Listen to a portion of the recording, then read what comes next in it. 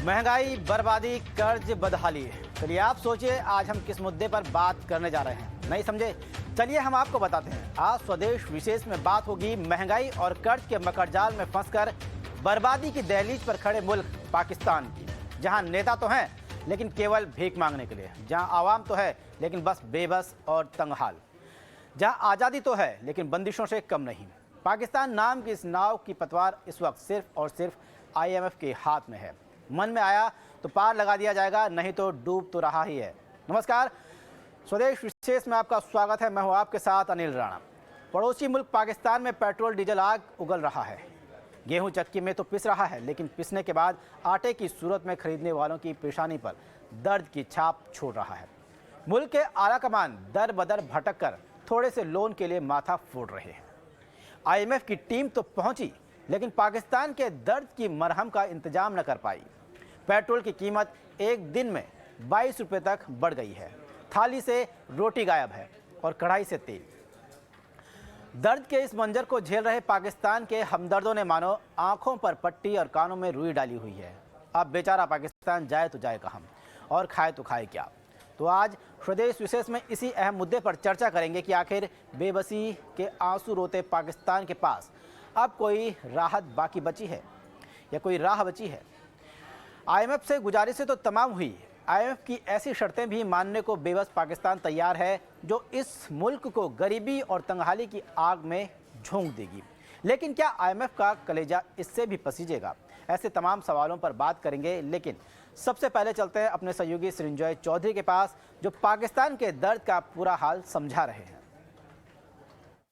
देखिए, अभी पाकिस्तान में पेट्रोल का प्राइस 270 रुपया, डीजल का 280 रुपया पर लीटर।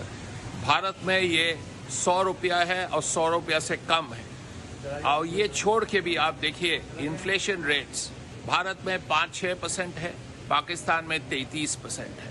इसका कारण क्या है? बहुत साल से पाकिस्तान में कोई इकोनॉमिक स्ट्रक्चरल रिफॉर्म नहीं है और इसका रीजंस बहुत सारे हैं।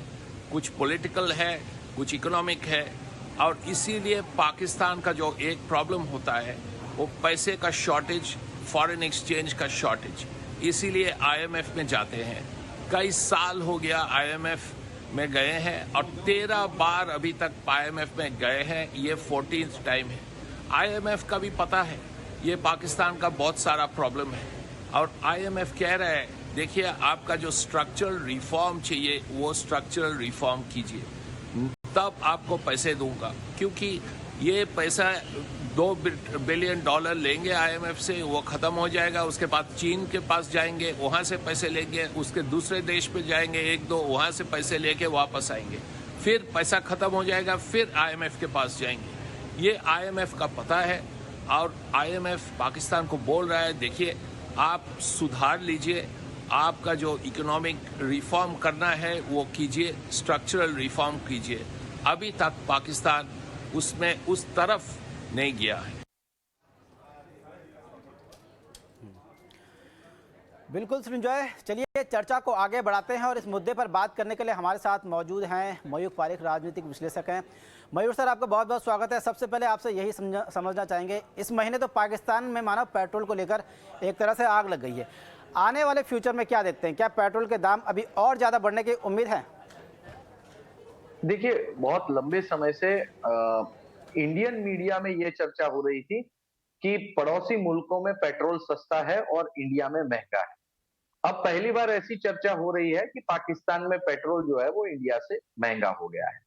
इश्यू ये है कि पाकिस्तान चाहे पेट्रोल के ऊपर कितनी भी सब्सिडी दे दे अपनी इकोनॉमी को सपोर्ट करने के लिए, इंडिया में जितनी सब्सिडी पेट्रोल और डीजल के ऊपर तो टैक्स लगाया हुआ है, लेकिन हमारे पड़ोसी कई सारे ऐसे मुल्क हैं जो क्रूड के ऊपर भी सब्सिडी देते हैं ताकि लोगों को सस्ता फ्यूल मिल सके और इनकी इकोनॉमी रन हो सके। बिल्कुल इसी कड़ी में उन्होंने, जिसे खैरात कहेंगे, ये पाकिस्तानी जनता को कई सालों तक क्रूड के ऊपर खैरात बांटी। अब उनको ये खैरात वापस लेनी पड़ रही है। इस समय ये बात की पूरी जानकारी हमारे पास नहीं पहुंच पाई है कि IMF के कहने पर जो स्ट्रक्चरल रिफॉर्म्स है उसकी दिशा में ये पहला कदम है, उसकी शर्तों के अनुसार पहला कदम है, या फिर सरकार ने अपनी तिजोरी भरने के लिए ये कदम उठाया है, इस बारे में अब तक पाकिस्तानी गवर्नमेंट या आईएमएफ की तरफ से कोई स्पष्टता नहीं आई है। लेकिन एक बात बिल्कुल साफ दिख रही है कि गवर्नमेंट ने जो मुफ्त की खैरात थी वो बांटना कम कर दिया है। अब जहां तक बात है पाकिस्तान के बिगड़े हुए इकोनॉमिक हालात की, तो मुझे नहीं लगता कि बिगड़े हुए इकोनॉमिक हालात इतने आसानी से और इतने तेजी से वहां सुधरने वाले। बिल्कुल सर। मयूर सर, एक चीज़ और समझना चाहेंगे कि जिस तरह से आईएमएफ ने तमाम तरह की शर्तें रखी और पाकिस्तान को उनको मानने को मजबूर होना पड़ा, क्या समझें कि क्या पाकिस्तान के पास कोई और रास्ता नहीं बचा था इन शर्तों को मानने के अलावा, या पाकिस्तान सिर्फ जल्द मशीनरी प्रोडक्शन की इंडस्ट्री ये पूरी तरह से पाकिस्तान की मिलिट्री के पास है, वहां के इंडस्ट्रियलिस्ट के पास नहीं है। और यही सबसे बड़ी वजह बन रहा है कि पाकिस्तान का जो इकोनॉमिक स्ट्रक्चर है वो सुधर नहीं पा रहा।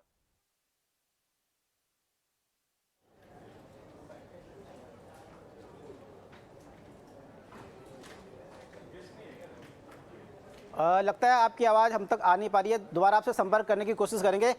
हमारे साथ राजनीतिक विश्लेषक डॉक्टर नज़ीर अहमद मीर सर जुड़ गए हैं और जो रिसर्चर हैं IDSA के। सर नज़ीर सर, आपका बहुत बहुत स्वागत है 18 हाउस स्वदेश में। इस चर्चा में जिस तरह से पाकिस्तान में पेट्रोल का बम फूटा है और इस महीने कभी 35 रुपये बढ़ा, फिर 22 रुपये बढ़ा और गैस की कीमतें भी 2 से 3 गुना बढ़ गई है। आखिरकार आपको क्या नज़र आ रहा है पाकिस्तान का आने वाला भविष्य, और ये समझने की कोशिश करेंगे कि IMF का जो कर्ज देने का ये टर्म एंड कंडीशन लागू करना था, पाकिस्तान का मानना उस तमाम शर्तों को, क्या ये पाकिस्तान के हित में है या पाकिस्तान ने कोई बड़ी गलती कर दी है जो हमें अब भविष्य में दिखाई देगी? धन्यवाद मुझे इस चर्चा में बुलाने के लिए। जैसे आप और जैसे मेरे दूसरे गेस्ट बोल रहे थे, जो प्राइसेस है वो तो लाइक टचिंग द स्काई, तो इसकी बहुत सारी वजूहत है। बेसिकली जो स्ट्रक्चरल रिफॉर्म पाकिस्तान में होने चाहिए थे इकोनॉमिकली, वो नहीं हुए हैं बार बार। और IMF जो इन्होंने इससे पहले जो इन्होंने बेल आउट्स या कर्जे दिए थे पाकिस्तान को, उनको भी उन्होंने उस तरीके से इस्तेमाल नहीं किया जिस तरीके से उनको करना चाहिए था। जैसे बार बार बात हो रही है स्ट्रक्चरल रिफॉर्म्स की, जो जरूरत है उस देश में वो नहीं हो रहा है। और ये सिर्फ सब्सिडी के बारे में नहीं है कि सब्सिडी कितनी मिल रही है कितनी नहीं मिल रही है, कौन गवर्नमेंट ज्यादा दे रही है सब्सिडी अपने वोटर्स को अपने साथ रखने के लिए या और वोटर्स को जीतने के लिए, ये इससे आगे भी बात है। जैसे टैक्स जो कवरेज है, जो टैक्स डेट है उस देश का, वो बहुत कम है। और अभी भी आप जो देख रहे हैं, ये सारा जो पैसे या रेवेन्यू जनरेट करने के जो वो जराए या तरीके अपना रहे, वो सारे जो टैक्स लगा रहे हैं वो एसेंशियल कमोडिटीज पे लगा रहे हैं। जैसे प्रॉपर्टी टैक्स की कोई बात ही नहीं हो रही है अभी भी, इस गवर्नमेंट के बावजूद भी बहुत मुश्किल से कभी बात हो रही है कि प्रॉपर्टी टैक्स लगना चाहिए, या आप किसी और दिशा में इस देश को स्ट्रक्चरल रिफॉर्म करने की जरूरत है जिससे इनकी इकोनॉमी सुधर जाए। जो कि बार बार आपने खुद कहा कि जो IMF कंडीशन रख रहा है वो बेशक हार्श कंडीशंस है, लेकिन उनके पास भी कोई चारा नहीं है इन कंडीशंस को रखने के बगैर।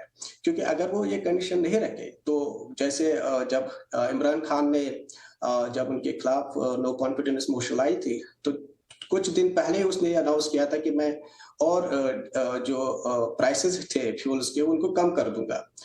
शायद उनको पता था कि वो जा रहे हैं और शायद उनको लग रहा था कि इलेक्शंस होंगे तो उससे उनको फायदा होगा, लेकिन उससे और बर्डन बढ़ गया इकोनॉमी का, और जिसकी वजह से जो उनका फॉरेन डेट था या जो इकोनॉमिक डेफिसिट था वो और बढ़ गया।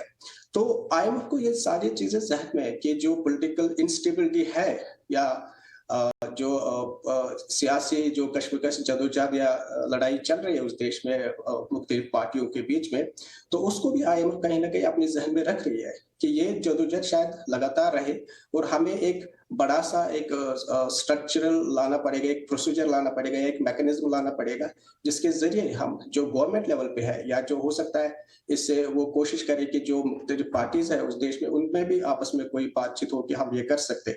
जैसे कि आपने सुना होगा या देखा भी होगा कि शहबाज शरीफ ने कोशिश की थी एक ऑल पार्टी मीटिंग या कॉन्फ्रेंस बुलाने की, लेकिन वही दोबारा PTI ने उसको रिजेक्ट किया, चाहे किन वजूहत पे किया। तो इस सारे से यही पता चलता है कि ये इकोनॉमिक क्राइसिस जो है ये वहां की जो इक्तिसादी या सियासी झगड़ा जो है पार्टीज में उससे अलग बिल्कुल नहीं है। और ये एक वजह भी है जिसकी वजह से वो इकोनॉमिक जो इश्यूज है उनको नहीं एड्रेस कर पा रहे। और जो जैसे ये हो रहा है अभी, जो उनका फॉरेन डेट है या जो उनके फॉरेन रिजर्व्स है, जो अब 3 बिलियन यूएसडी से भी नीचे आ गया है, तो यही लग रहा है कि ये क्राइसिस तब तक जारी रहेगी जब तक वो स्ट्रक्चरल रिफॉर्म ना लाए। अब यही देखना है कि वो स्ट्रक्चरल रिफॉर्म कौन लाने की जसारत करेगा, या कौन लाने की हिम्मत करेगा। जो अभी की सिचुएशन में लग रहा है कि किसी में हिम्मत नहीं है, तो वो ज्यादातर जो है, जो बोझ है, वो बेचारे जो कंज्यूमर्स है, एसेंशियल कमोडिटीज पे, उन पे डालने की कोशिश कर रहे हैं। बिल्कुल नजीर सर, हमारे साथ एक बार फिर से मयूर सर जुड़ गए। मयूर सर, जिस तरह के हालात नज़र आ रहे हैं कर्ज के लिए पाकिस्तान का, ये फैसला आपको क्या लगता है कितना टिकाऊ होगा? क्या ये शॉर्ट टर्म सॉल्यूशन है या लॉन्ग टर्म सॉल्यूशन है, या फिर ये मान लिया जाए कि मामला हाथ से निकल गया, बस कुछ ही दिनों का पाकिस्तान इस तरह को लेकर मेहमान है? देखिए, पाकिस्तान कुछ ही दिनों का इस तरह से मेहमान है, ये पिछले कई दशकों से लोग बोलते आए हैं। बट पाकिस्तान की जो स्ट्रेटेजिक लोकेशन है वो हमेशा उसके फेवर में रही है। कोई ना कोई कंट्री जो है वो पाकिस्तान को पैसा दे देता है, क्योंकि उसकी जो पॉलिटिकल जियोग्राफिकल लोकेशन है, उस स्ट्रेटेजिक लोकेशन के मद्देनजर उनको कोई ना कोई एशिया में अपना फायदा जब कराना होता है तो उनको एक थर्ड पार्टी एक्टर की जरूरत पड़ती है। तो पाकिस्तान ने कभी भी अपने कदम पे खड़े रह के अपने बलबूते पर, अपनी ताकत पर सिर्फ क्रिकेट मैच खेला है, और उसमें भी कई सारे कांड हुए हैं। लेकिन जो इकोनॉमिक रिफॉर्म की बात करते हैं या अपने बलबूते पर खड़े होने की बात होते हैं, वहां पे वो हमेशा से ही कच्चे पड़े हैं। वो दूसरों के हाथों की कठपुतली बनना शॉर्ट टर्म के लिए हमेशा पसंद करते हैं। आप इस कंट्री की पूरी हिस्ट्री देख लीजिए, कभी अमेरिका के पास गया, कभी चाइना के पास गया, कभी उन्होंने अरब लीग जो थी वहां पे ये बताया कि आपके लिए हम एक एटॉमिक पावर बन सकते हैं, आपके लिए हम एटम बम बनाएंगे, आप हमें पैसा दीजिए। तो इस तरह की कुछ बेतुकी बातें होती हैं, और वो लोगों को इनवाइट करते रहते हैं, लोगों को इग्नाइट करते रहते हैं कि वो आए और पाकिस्तान को पैसा दे दे। बदले में पाकिस्तान अपनी कोई इकोनॉमिकल डेवलपमेंट नहीं करना चाहता, जबकि इस तरह के क्विक फिक्सेस से बस वो अपने दिन निकालना चाहता है। ये हिस्ट्री है, ये हिस्ट्री है। अब जहां तक बात है आज की, तो पाकिस्तान में कोई ऐसी पॉलिटिकल क्लियर स्टेबिलिटी नहीं है कि वो कोई कड़ा कदम उठा सके। इंडिया में इस समय क्लियर मैंडेट है नरेंद्र मोदी इनके पास, रशिया में पुतिन के पास, अमेरिका में बाइडेन के पास, लेकिन चाइना में जिनपिंग के पास। लेकिन पाकिस्तान में क्लियर मैंडेट जो है वो रूलिंग पार्टी के पास आसानी से नहीं मिल रहा है। इसकी वजह से जो इकोनॉमिक रिफॉर्म्स है वो नहीं कर पा रहे हैं। अब देखिए, जिन इकोनॉमिक रिफॉर्म्स की हम ब्रॉड बात करते हैं, उसका आप आउटर स्ट्रक्चर देख लीजिए। आप जैसे ही इकोनॉमिक रिफॉर्म्स लेके आएंगे, आपका पहला जो मुकाबला होगा वो आप ही की गवर्नमेंट का जो हिस्सा है आर्मी, उसके साथ में होगा। ऐसा क्यों होगा? क्योंकि पाकिस्तान में जितनी भी बड़ी इंडस्ट्रियां हैं, आपकी heavy machinery industry, electricity, road construction activities, bridge बनाने की एक्टिविटीज, रेलवे एक्टिविटीज, ये सारी की सारी पाकिस्तान गवर्नमेंट नहीं बल्कि पाकिस्तान की मिलिट्री के अधीन है, और मिलिट्री उसको रन करता है। पाकिस्तान का एक गणित ऐसा कहता है कि पाकिस्तान की अराउंड 60% इंडस्ट्रीज जो है वो मिलिट्री रन करती है, और इसमें मेजॉरिटी बड़ी जो कोयले की खदान से लेकर सारी चीजें हैं ये भी इसमें शामिल है। इसीलिए पाकिस्तान के किसी बच्चे को कहा जाता है कि तुम्हें अपना करियर बनाना है, तो वो दो में से एक चीज चुनता है कि या तो मैं मिलिट्री ज्वाइन करूंगा या तो पाकिस्तान छोड़ के जाऊंगा। ये हालात है कुछ इस तरह से इस कंट्री के, और यही रीजन है कि स्ट्रक्चरल रिफॉर्म्स करना, इसका सीधा मतलब यह है कि एग्जिस्टिंग इकोनॉमिक इंटरेस्ट है मिलिट्री के और वहां के कुछ रसूखदार फैमिलीज के, उसको हिट करना। और इसे हिट करने का मतलब है कि गवर्नमेंट गवा देना, सत्ता से बेदखल होना। तो ये सारी समस्याओं के बीच इस समय पाकिस्तान जूझ रहा है, और मुझे लगता है कि लॉन्ग टर्म रास्ता निकलेगा नहीं। हाँ, इसे क्विक फिक्स 100% कहीं से ना कहीं से मिल जाएगा। ये कहीं ना कहीं अपनी कुछ खदानें किसी कंट्री को बेच देंगे, या कुछ अपनी ही कंट्री में फॉरेन कंट्री है उसको स्टेक होल्डर बना देंगे, और इस तरह से एक बार फिर अपना दिन आगे बढ़ाएंगे। ऐसा मुझे इस वक्त लग रहा है। तो यानी कि मयूर सर, जिस तरह से पाकिस्तान के जो मौजूदा हालात हैं और जो कर्ज की स्थिति है और जो कठपुतली बन गया है पाकिस्तान दूसरे तमाम देशों का, उसके लिए ये मान लिया जाए कि आपसे समझना चाहूँगा कि किसको ज़्यादा दोष दिया जाए, राजनीति को, उनके आईएसआई को, या फिर मिलिट्री को, या तीनों का जो कॉकस है उसको मान लिया जाए? इस समय जो ये जो कॉकटेल हालात बने हुए हैं, उसके लिए जो एक लॉन्ग टर्म सोच होनी चाहिए एज अ कंट्री, वो लॉन्ग टर्म सोच का अभाव जो है वो इस समय हमें पाकिस्तान में देखने को मिल रहा है। हम अगर देखेंगे, इंडिया और पाकिस्तान जब एक साथ इंडिपेंडेंट हुए, 1960 तक पाकिस्तान का पर हेड कैपिटल इंडिया से अधिक था, लेकिन इंडिया ने अपना पैसा कहां लगाया? बाकरा नांगल डैम में, अपनी जो बुनियादी चीजें थी उसे डेवलप करने में, सिंचाई योजनाओं में, इन चीजों में अपने पैसे को इन्वेस्ट किया। अब इसी दौरान आप पाकिस्तान की बैलेंस शीट देख लीजिए, तो उन्होंने पैसा कहां खर्च किया? वॉर में खर्च किया, मिलिट्री पे खर्च किया, टेररिज्म पे खर्च किया। आप हमें पैसा दो, हम यहाँ पे टेररिस्ट बनाएंगे। रशिया आ रहा है, मुजाहिदीन पैदा करेंगे। अफगानिस्तान में करना है, हम तालिबान के पनाहगार बन जाएंगे, आप हमें पैसा दीजिए। कभी इसी के पास से पैसा लिया, लोगों को गुमराह किया, एक मिलिट्री की फौज बनाई और किसी एक एरिया को डिसरप्ट किया। तो ये जो पहले से जो ये अप्रोच चलता आ रहा है, ये अप्रोच जो है ना, ये अप्रोच कोई एज अ कंट्री एक विचारधारा नहीं बनाता। आप लोगों को इग्नाइट कर सकते हैं, लोगों को खुश कर सकते हैं, लोगों को मेंटली बिजी रख सकते हैं। बिल क्लिंटन ने अपने इंटरव्यू में कहा था कि इस दुनिया का अगर कोई सबसे खतरनाक देश है तो वो पाकिस्तान है। और बीबीसी को दिए हुए इंटरव्यू में बिल क्लिंटन ने ये कहा था कि मुझे तो बड़ा आश्चर्य हो रहा है कि पाकिस्तान के लोगों के पास खाने के लिए रोटी नहीं है, लेकिन वहां एटम बम बनाए जा रहे हैं और लोग इससे बड़े खुश हैं। इसे बौद्धिक दिवालियापन कहेंगे। ये मैं नहीं कह रहा हूं, ये बिल क्लिंटन ने कहा है।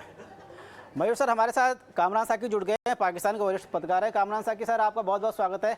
आप समझाइए पाकिस्तान की अभी मौजूदा स्थिति, मौजूदा हालत क्या है, लोगों में क्या आक्रोश है, किस तरह का लोग वहां रिएक्शन दे रहे हैं?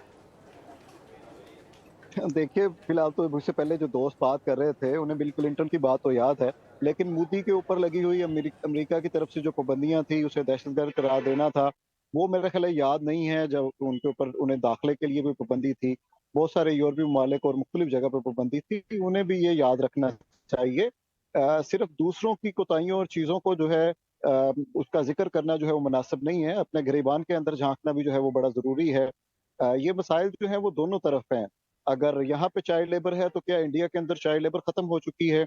यहाँ पे अगर कोरोना के दौरान इन चीज़ों पे बाद में बात कर लेंगे, मैं बस ये समझना चाह रहा हूँ आपसे कि क्योंकि आप पाकिस्तान में रह रहे हैं, वहाँ की स्थिति अभी है क्या, लोग क्या, मतलब लोग किस तरह का रिएक्ट कर रहे हैं इस फैसले के बाद?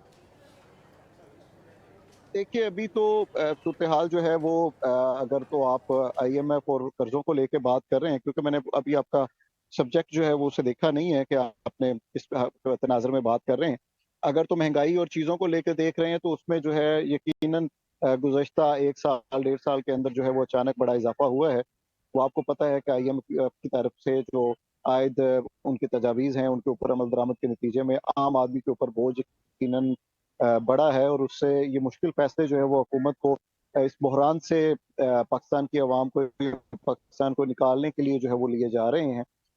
तो इससे जो है यकीनन दूरस जो असरात होंगे, लेकिन शायद ये मुश्किल फैसले, कोई भी नहीं चाहता कि मुल्क के अंदर महंगाई हो, चाहे वो इंडिया हो या पाकिस्तान हो, लेकिन ऐसे फैसले मुआजी के अंदर जो हुकूमतें रही, उनकी अयाशियों के ऊपर जो खर्चे हुए, उन्होंने जो मुल्क की बजाय आम आदमी के ऊपर डिलीवर करने के बजाय जो मशीरों वजीरों की बड़ी बड़ी अफवाज रखी, उन्हें प्रोटोकॉल दिए, उनके चीज़ों के ऊपर अखराजात आए, ये उसका खमियाजा जो है, उसका लोड जो है वो तमाम पाकिस्तानी आम आदमी या आम शहरियों के ऊपर जो है वो डाला गया है, जिससे कोई भी जो है वो खुशी से तो कम अज़ कम जो है वो कबूल नहीं कर रहा। जी बिल्कुल। कामरान साहब, जैसा मयूर बता रहे थे कि पाकिस्तान की हालत इसलिए हुई कि उसने काम पे ज़्यादा कम ध्यान दिया, वॉर जैसी चीज़ों पे ज़्यादा ध्यान दिया। आपको क्या लगता है कि पाकिस्तान की ये हालत आखिर हुई क्यों है? क्या मेन रीज़न आपको लगता है अब तक का? देखिए, दोनों तरफ जो सूरत हाल है वो यकीनन किसी से ढकी छुपी नहीं है, चाहे वो इंडिया है या पाकिस्तान है। यकीनन दोनों तरफ दफा के ऊपर जो है वो अपने दूसरे अखराजात की निस्बत ज़्यादा पैसे लगाए गए, ना सिर्फ अब बल्कि माजी में भी। लेकिन इस पे कसूर दोनों तरफ का है, और ख़ास तौर पे दोनों तरफ के मीडिया और दोनों तरफ की हमेशा की अपोजिशन का रहा है, जिन्होंने दोनों ममालिक के दरमियान अमन नहीं होने दिया, और मुख्तलिफ वाक़यात और मामलात को बुनियाद बनाकर दोनों ममालिक को दूर किया, जिसकी वजह से हम दोनों को डिफेंस के ऊपर बड़ा बजट लगाना पड़ता है, जो यकीनन दोनों तरफ सेहत के लिए, तालीम के ऊपर, हमारे और बहुत सारे मसाइल दोनों तरफ हैं, उनके ऊपर लगाया जा सकता था, डेवलपमेंट के ऊपर लगाया जा सकता था। हम मिल के जैसे इंडिया भी यकीनन एक बड़ी आबादी भी है और मईशत भी है, और पाकिस्तान भी अपनी एक जियोग्राफिक अहमियत रखता है, तो दोनों मिलकर जो है वो दुनिया में एक अहम या मुनफरद मुकाम पे किसी स्टेज पे पहुंच सकते थे। लेकिन हम दोनों ममालिक ने एक दूसरे को नीचा दिखाने के लिए, एक दूसरे से तहफ़्फ़ुज़ के लिए अपना बड़ा बजट जो है वो हर बजट के अंदर दिफा कर रखा, जिसका यकीनन खामियाजा दोनों तरफ की आवाम को जो है वो भुगतना पड़ रहा है।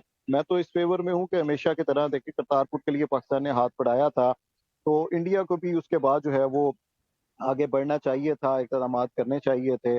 बहुत से कामरान साहब, मसाइल वो तो जो यूएन की करारदादें जिन आप हवाले से अलग चीज़ मौजूद बात कर हैं। रहे हैं, अलग। मैं ये समझना चाह रहा हूँ कि पाकिस्तान की ये हालत हुई क्यों है, इसमें मीडिया का कहाँ से रोल आ गया। अब चलो माना आया भी है, दोनों के बीच संबंध खराब भी हुए हैं, भारत तो लगातार अर्थव्यवस्था मजबूत हो रही है, पाकिस्तान की गिर रही है। मैं ये समझना चाह रहा हूँ कि जैसे आप बात कर रहे हैं कि इन लड़ाइयों की वजह से, वो नहीं, एक्चुअल फैक्ट आपको क्या लगता है कि क्यों पाकिस्तान की ऐसी स्थिति हुई है, ये समझना चाह रहा हूँ। कोई एक रीजन बता दीजिए बस। देखिए, पाकिस्तान कोई इतनी बुरी हालात ही नहीं है। हम पहले भी, आपको पता है कि कुछ दफ़ा हमें दोस्त ममालिक की तरफ जाना पड़ा कि एक गलत फैसले, जैसे मैंने कहा कि पिछले हुकूमतों के अंदर उनके, जैसे इमरान खान की हुकूमत थी, तो उन्होंने लोगों को बड़ा दिलासा दिया था, बड़ी आस दिलाई थी कि उनके पास बड़ी काबिल टीम है, और वो IMF, वर्ल्ड बैंक और मुख्तलिफ इदारों से उनकी जान छुड़ा देंगे और कर्जों से निकालेंगे और दोबारा भीख नहीं मांगेंगे किसी से। लेकिन उतनी उनकी खराब पॉलिसियां जो है वो यकीनन इस दलदल के अंदर जो है वो हमें उन्होंने उतार दिया है। अगर आप लॉन्ग टर्म माजी की बात करें तो यकीनन इसमें एक फैक्टर ये भी रहा है कि जैसे इंडिया के अंदर भी आप यूं ना कि समझें कि ये मसाइल सिर्फ पाकिस्तान के हैं या यहीं पे ऐसे हुक्मरान पाए जाते हैं। इंडिया के अंदर भी ऐसे मसाइल मौजूद हैं जिन्हें एड्रेस करने की ज़रूरत है, और दोनों तरफ हमने ये पैसा जितना भी हमने अब तक लगाया है, ये दोनों तरफ या तो हुक्मरानों की अयाशियों और उनके वजीरों मशीरों की बड़ी टीमों और प्रोटोकॉल के ऊपर खर्च हुआ है, या फिर एक बड़ी आप बजट का एक हिस्सा होता है, वो हमारा हमेशा अ, से ही दोनों नज़ीर अहमद, तरफ आप जो है वो बताइए, डिफेंस आप कर समझाने रहा की है। कोशिश कीजिए कि क्या पाकिस्तान ने IMF की बातें मानकर आवाम को मुश्किल में डालकर अपने आप को कर्ज के जाल में फंसा लिया है, और आने वाले सूरत में क्या पाकिस्तान इस कर्ज के जाल से निकलता आपको नजर आ रहा है, नजीर?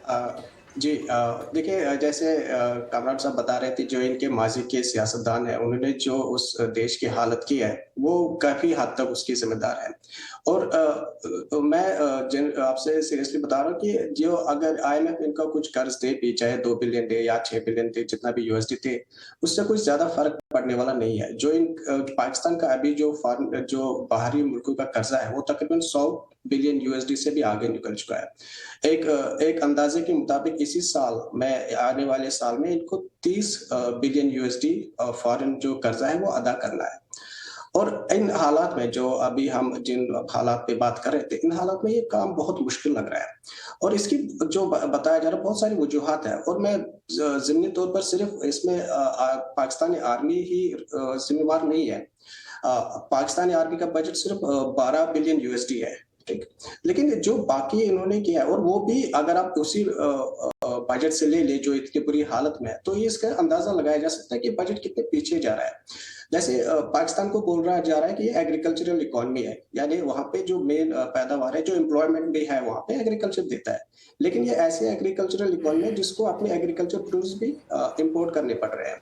तो उससे आपको अंदाजा लग सकता है कि कितनी बुरी हालत में है स्ट्रक्चरली। जो हम अभी स्ट्रक्चरल रिफॉर्म की बात कर रहे हैं, वो किसी भी जैसे कोई अभी कामरान साहब शायद बता रहे थे, या दूसरे मेरे दोस्त बता रहे थे, कि वो किसी में हिम्मत नहीं है वो स्ट्रक्चरल रिफॉर्म करने की, क्योंकि उनकी वो पहले वो चाहते हैं कि वो अपनी जो पॉलिटिकल कॉन्स्टिट्यूंसीज है। मयूर सर, आखिरी सवाल आपसे लेना चाहूँगा, क्योंकि शायद 1 या 1.5 मिनट बचा हुआ है।